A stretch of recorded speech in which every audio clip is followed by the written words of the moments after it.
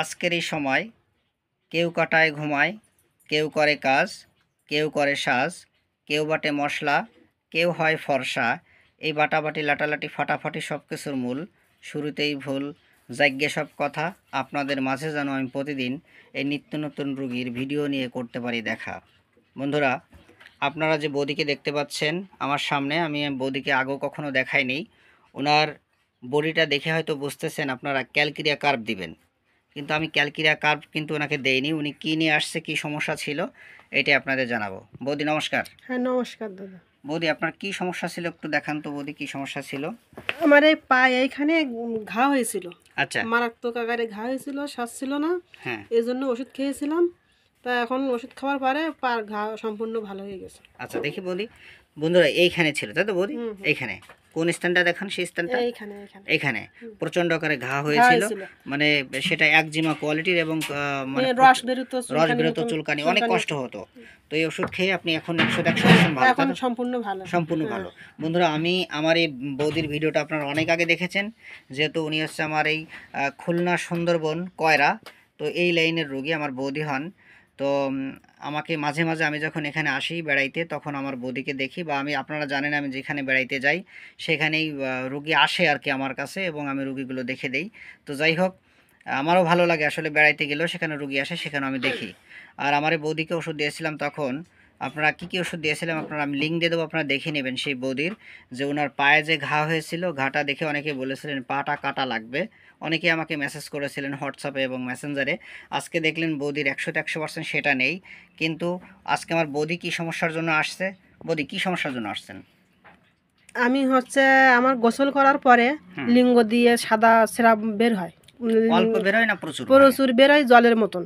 মানে লিঙ্গ থেকে পা পর্যন্ত গড়ায় পা আসে? থেকে গড়ায় আসে আর প্রচুর জলের মতন ভাঙে প্রচুর গোসল জলের করার মতো পরে। গোসল করার পরে।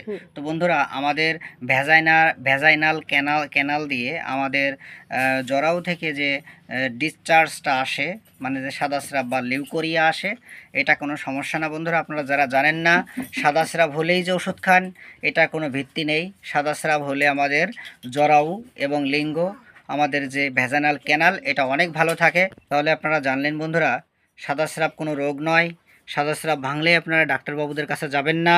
কিন্তু যদি সেটা স্বাভাবিক পর্যায়ে থাকে, যেমন সাদা স্রাব হয়েছে, হালকা হালকা লিঙ্গ সবসময় ভেসে থাকে বৌদি, এরম হলে ডাক্তার দেখাবেন না, ঠিক আছে? এটা হওয়া আপনার জন্য ভালো, আমাদের জরায়ু ক্যান্সার থেকে মুক্ত দেয় সাদা স্রাব ভাঙলে, ঠিক আছে? এটা বুঝলেন আজকে? অনেক ডাক্তারবাবু আছেন সাদা স্রাব ভাঙলে ওষুধ দেন না। সাদা স্রাব ভাঙা ভালো, কিন্তু যদি নাকি সেটা আপনার মতো অত্যাধিক হয়, আপনার লিঙ্গ থেকে পা পর্যন্ত গড়ায় আসে, অনেক মনে হচ্ছে আমার ব্লাড হচ্ছে, এত বেশি হচ্ছে, এটা আগেও না পরেও না, গোসল করার পরেই গোসল করার পরে কাপড় চোপড় পাল্লানোর সময় বা গোসল করার পরে জলের মতন সাদা স্রাব পা পর্যন্ত ভাঙে। তো বন্ধুরা, গোসল করার পরে সাদা স্রাব ভাঙে, এটা একটা সাদা মানে ফিজিওলজিক্যাল। টিউবওয়েলে স্নান করলেও হয়, আবার পুকুরে স্নান করলেও হয়। এই গোসল করার পরে সাদা স্রাব ভাঙা, এটা একটা সাধারণ লক্ষণ, এটা মারাত্মক লক্ষণ না, বা এটা গুরুত্বপূর্ণ কোনো কথা নয়। কিন্তু যদি কারো প্রচুর ভাঙে, আমার এই বৌদির মতো, যে লিঙ্গ থেকে পা পর্যন্ত গোড়া আসে, তাই তো, তাই বলেছেন, এবং প্রচুর ভাঙে, তখনই বন্ধুরা আপনারা যারা রুগী নন বা এমনি সাধারণ জনগণ আছেন, যারা আমাকে ফলো করেন, তারা তখনই আপনারা ডাক্তারবাবুকে দেখাবেন। আদারওয়াইজ কখনোই কোনো চেম্বারে বা কোনো ফার্মেসি থেকে আপনার ওষুধ কিনে খাবেন না। সাদা স্রাব হচ্ছে, একটা ওষুধ কিনে দেই। তাহলে আজকে জানলেন বৌদি, সাদা স্রাব হওয়া ভালো, কিন্তু যদি সেটা বেশি হয় তবে ডাক্তার ট্রিটমেন্ট নিতে হবে, ঠিক আছে বৌদি? যেমন আমাদের কানের ভিতরে কিছু মানে সাদা মানে হালকা হালকা জেলির মতো রস আসে, নাকের ভিতরে কিছু জেলির মতো রস থাকে, হ্যাঁ, এগুলো ভগবান দিয়েছে, প্রভু দিয়েছে, এগুলো আমাদের ভালোর জন্য দিয়েছে। আমাদের মলদ্বারও যে একটা রস আসে, এই রসটা কিন্তু আমাদের ভালোর জন্য দিয়েছে, যাতে আমাদের বাইরে থেকে ফাঙ্গাল ইনফেকশন বা ব্যাকটেরিয়া আমাদের বডিকে নষ্ট না করতে পারে বা রোগ না হয়, ঠিক আছে বৌদি? তাহলে আপনার এই যে প্রচন্ড ভাঙতেছে, এর জন্য আপনি ওষুধ খেতে হবে আপনার। যদি আপনি না খান বন্ধুরা, এটা জেনে রাখবেন। আমি মনে করি গোসল করার পরে মনে হয় জল বেরোয়, যে স্নান করি জল বেরোয়, কিন্তু না, ওইটা সবসময় গোসল করার পরে ওইটা জলের মতন আসে। যাক, আপনি জানলেন, জল পাটা ভিজে মতন যায়। যাক, মানে প্রচুর ভাঙে। তো আমার একটাই কথা বৌদি, যদি অল্প হয়, গোসল করছেন, হালকা একটু হয়েছে, সমস্যা নেই। আর সারাদিন অল্প অল্প করে লিঙ্গটা ভেজে আছে, আচ্ছা বুঝছি, মানে অল্প পরিমাণে হলে কোনো ডাক্তার দেখাবেন না, কোনো ডাক্তার ওষুধও খাবেন না। যেহেতু আপনার সমস্যা মারাত্মক, অনেক বেশি হচ্ছে, এই ক্ষেত্রে ওষুধ খেতে হবে। আর কেন হচ্ছে বন্ধুরা, আমি এটার অল্প ছোট করে ব্যাখ্যা দিব, কারণ আমি আজকে এখান থেকে চলে যাব। আজকে আমার খুলনা চেম্বারে রুগী রয়েছে, সেগুলো বিকালে যে দেখতে হবে। আজকে 7ই অক্টোবর 2025 আমি আমার বৌদিকে নেটটামিউর 0/1 0/2 দিলাম। যেসব ডাক্তারবাবুরা পাগল ডাক্তার আছেন, যেসব বা ছাগল মার্কা ডাক্তার আছেন, যারা এই 50 সহস্রতমিক পদ্ধতির ওষুধ বোঝেন না, বা আমি পিটিআরএস দিয়েছি, পিএলসি দিয়েছি, রোব্রাম দিয়েছি, এইগুলো যারা বোঝেন না, তারা কি করবেন, ভালো করে ফার্মেসি বইটা পড়বেন, তবেই দেখবেন এগুলো সম্পর্কে বিস্তারিত ব্যাখ্যা পাবেন। তাই দেখবেন আপনারা পুরোপুরি ব্যাখ্যা পেয়ে যাবেন। তাহলে বৌদি আপনি কখনোই চিন্তা করবেন না। যেসব ভাই বোনেরা আমার সাথে আছেন, আপনারা জানলেন, আমি বারবার বলি, সাদা স্রাব ভাঙলেই আপনারা ওষুধ খাবেন না। সাদা স্রাব যদি অত্যাধিক বেশি হয় সেই ক্ষেত্রে আমাদের ক্যান্সারও হতে পারে। আবার সাদা স্রাব যদি একবারে না হয় সেক্ষেত্রে জরায়ুতে সমস্যা হতে পারে বা ক্যান্সার হতে পারে। আর বৌদি শোনেন, আর এইগুলো কেন হয় জানেন? আমাদের ভিতরে হরমোনাল কিছু সমস্যা দেখা যায়, ইমব্যালেন্স দেখা যায়। আপনার এস্ট্রোজেন হরমোনের অভাবে এই সাদা স্রাবটা বেশি ভাঙে। হ্যাঁ, এবং এই এস্ট্রোজেন যদি আপনার এস্ট্রোজেন এবং প্রোজেস্টেরন দুটো হরমোন আছে আমাদের ওভারি গ্ল্যান্ড থেকে আসে। হ্যাঁ, তো আমাদের পুরো বডিতে গ্ল্যান্ড আছে 50টা টোটালি আর কি, এন্ডোক্রাইন গ্ল্যান্ড এবং এক্সোক্রাইন গ্ল্যান্ড। তো গ্ল্যান্ড মানে ওই বডিতে মনে করেন যে আপনার দারোয়ান বা সিকিউরিটি গার্ড। এর ভিতরে আমাদের ব্রেনে থাকে hypothalamus gland, পেনিয়াল gland, pituitary gland. এর থেকে পর্যায়ক্রমে আমাদের গ্ল্যান্ডগুলো দিয়ে আমাদের শরীর সাজানো, মানে বডিগার্ড দিয়ে সাজানো। এখন যদি এগুলো দুর্বল হয় তাহলে আস্তে আস্তে কিন্তু সমস্যাগুলো দেখা দিতে পারে। তো যাই হোক বৌদি, আপনার এখন কি করতে হবে? আপনার স্টেজে থাকা যাবে না, যেমন রাত জাগা, অনেক টেনশান, এগুলো আপনার করা যাবে না। অনেক টেনশান করেন কি? টেনশন হয়, কিন্তু টেনশন যখন হয় তখন আমার মাথা যন্ত্রণা করে প্রচুর। তাহলে বন্ধুরা শুনলেন, আমার বৌদির প্রচণ্ড টেনশন হয়। যদি টেনশানে যদি ঘুম না হয় তাহলে আমাদের কিন্তু অবশ্যই আমাদের কর্টিসল হরমোন বেড়ে যাবে। আর কর্টিসল হরমোন বেড়ে গেলে আমাদের অনেক অস্বস্তি লাগবে, অনেক খারাপ লাগবে। ঠিক আছে বৌদি? তার মানে আপনাকে যে খাদ্যাভ্যাস ঘুম ব্যায়াম বলে দিয়েছি, বা আপনি জানেন, আপনাকে আগেও আমি বলে দিয়েছিলাম, সেগুলো মানবেন। আর না বুঝলে মাঝে মধ্যে ফোন দিয়ে জিজ্ঞাসা করে জেনে নেবেন। আর উল্টাপাল্টা ওষুধ খাওয়া যাবে না। তো বৌদি, আপনাকে যে ওষুধ দিয়েছি, এই ওষুধই তো আমি আগে দিয়েছিলাম, এরকমের ওষুধ, এরকমই ওষুধ, এই রকমই 1 বোতল 2 বোতল, তাই তো? মানে এই যে 1 নাম্বার এবং 2 নাম্বার, এই 1 নাম্বার শেষ হলে 2 কীভাবে খাতেন একটু বলুন তো বৌদি?